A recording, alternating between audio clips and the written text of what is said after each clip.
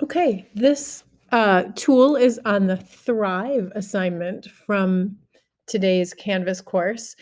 If you have time and you and your collaborator actually want to work smarter rather than harder this term, this tool is going to be helpful in helping you decide how well are your formatives actually working? Can you move some of them to practice?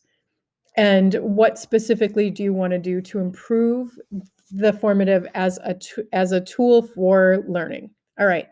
So I'm going to go into my Avid course and look at my very first formative. And that one was a Frayer model. And so I'm going to look at that. I'm using criterion A. So they're understanding of content and concepts through detailed and accurate descriptions.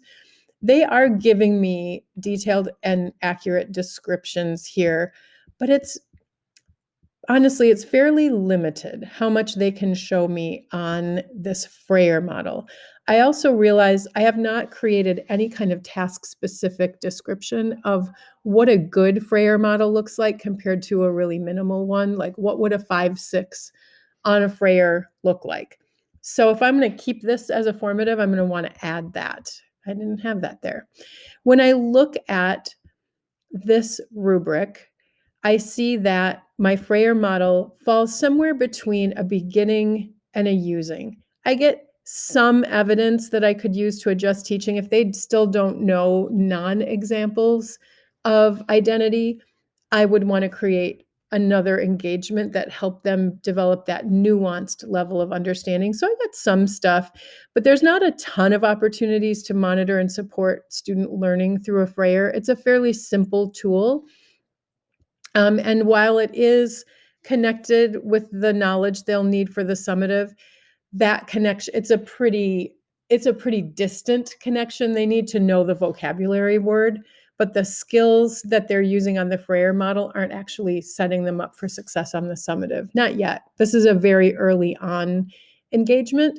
So I'm going to look at that rubric. I'm somewhere between beginning and developing and using.